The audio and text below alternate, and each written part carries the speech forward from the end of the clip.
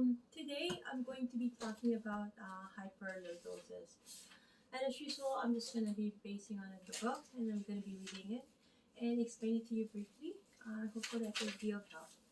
Okay, so what is an hyperlordosis?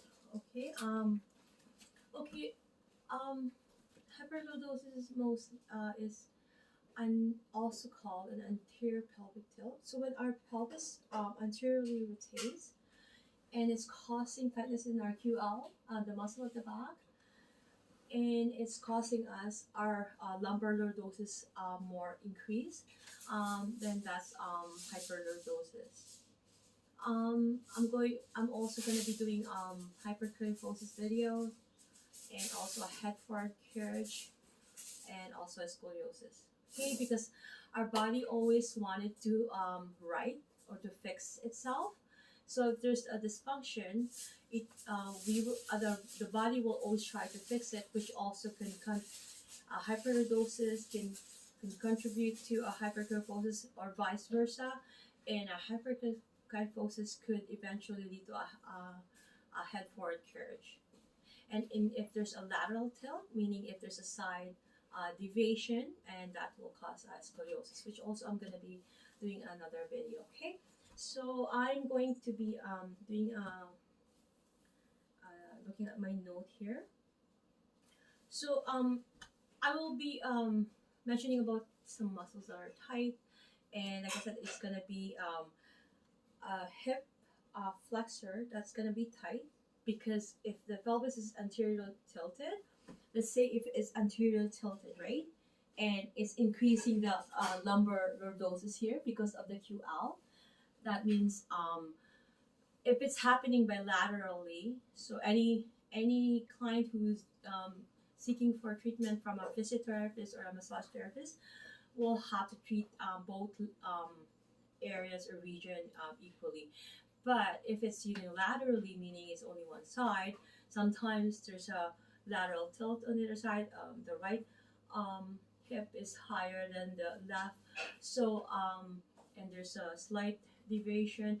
So those, we have to look into those before trying to correct any postural imbalance. Okay, so we're gonna go to the muscles that are tight, because it is a lumbar or lower. It's called a lower cross syndrome, which is hyperlordosis or lumbar lordosis, or it's also called pelvis cross syndrome. So there is a hyperkyphosis, whereas there is a thoracic hyperkyphosis, and with that, it's more so it's the cervical region being hyperkyphotic, and also that it's being pronated, right? But these conditions can be altogether in a person or in a client if it's not going to be treated. Let's say there's hyperkyphosis. If you don't treat it, in the long run, it's going to have a head forward carriage. Sorry, being distracted because my daughter's. And then it will try to fix it. The body will try to fix it, then it will create a hyperlordosis. Okay, so with hyperlordosis, right, muscles that are short and tight bilaterally are the ellipsoas. It's the muscles where the fossa is, the pelvis. Okay, rectus femoris is in the front, the thigh muscles here. That's the rectus femoris. Tensile fascial lata is the muscle proximal to the IT band or superior to the IT band, which is attached to the AIS, right? And the distal attachment is where the insertion of the IT band. Okay, and and then the QL, the quadratus lumborum, which is a muscle on the lower back. So what's happening is that the tightness of the QL, okay, will lead to the hyperlordosis. Okay, but we have to differentiate lumbar thoracic spine, right? Versus it's a lower because it happy because the upper portion will be weak, the lower portion will be tight. So I'm gonna explain that so that it could be differentiated. Are you okay, hon? You okay, baby? Yeah. Okay, love you. Love you. Okay. So I wanted to explain shortly about postural muscle between postural and basic, just because this is a postural dysfunction conditions, and if you could be able to watch my other videos, I have explained it there, hopefully as briefly as I can, and I hope I justify it. If not, I will try to improve it as I go. And so what's happening in the lower cross syndrome? So if the QL is tight, your rectus abdominis are really extended. Like for a person who gave birth, like me, I've given birth to 3 children, or a person who drinks beer a lot, so their they only have one ab as opposed to 6 pack, right? So it's overextended. Therefore, it's because of the QL pulling, the quadriceps form pulling that, right? It's causing that hyperlordosis or anterior pelvic tilt. So that is the lower cross syndrome. That's what's happening. Okay. I'm getting distracted here, baby. Also, IT band could happen. A pes planus could happen. A lot of overpronation of the foot could be happening as well. Um, and also, I have mentioned over and over again, the body will try to fix itself. Okay, so before I'm just gonna looking at my notes before I talk about the difference between postural and basic.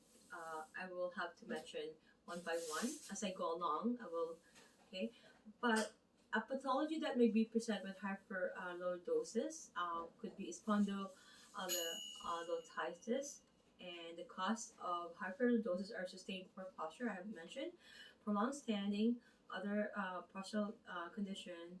Like I said, you having pes planus and IT band contractures happening, and if we have this awake abdominal muscle, if you have given birth, especially if you went through C-section as opposed to the natural birth, being a doula, we need to also make sure that proper birthing happens because it's a natural process. And this blog is about a natural way of expressing and briefly explaining these anyways. But okay, so other condition that will also contribute is pregnancy, and someone who's really with large, like in width, their obesity. If I don't want to say obesity may be the proper word for it. So that will really contribute. Okay. Okay. So there's some angle that has to be looked at if they have proper angle. If not, they're really sway back. Are they in a normal position? Are they too hyperkyphotic? There are too hyperlordosis. Okay, we can do a lot of length test and strength test with these client who's seeking for therapy, right? And we could also do some shortness in the hip flexors. There's a lot of tests to do that, special orthopedic testing. But I am going to be focused on the cautious things that we have to look at for before we do treat these clients, right? Okay, if there's a vertebral impairments, so to speak, in the spine, we have to avoid mobilizing them. Okay, so if there's a low back pain present, we have to rule out, we have to know what is contributing to that, what is causing that pain. Okay, so we have to do the proper assessment, we have to do the systematic approach, and all assessments are all assessment by doctors. Every is global. So if there's one assessment, So we have to know the proper systematic approach. There's a procedure that has to be done, and we need to do those things. Okay. Okay. So we cannot be stretching off connective tissue. That's a given. And when we're doing a fascial restriction, because there will be a fascial restriction, we need to assess them correctly. So we need to do some proper fascial restriction assessment. Okay, so we cannot compress over a palpable vasculature, sorry, including the aorta when massaging the abdomen if you're going for massage therapy, or the femoral artery when massaging the upper medial thigh, right? So for physiotherapy, we have to avoid lengthening techniques, like on any weak muscle or overstretched already muscles. We're gonna have to avoid stretching them. So for physiotherapies, uh, those are something that they have to look at. Okay, so I think I have explained it briefly. I'm going to go ahead with hyperkyphosis, and thank you so much. God bless.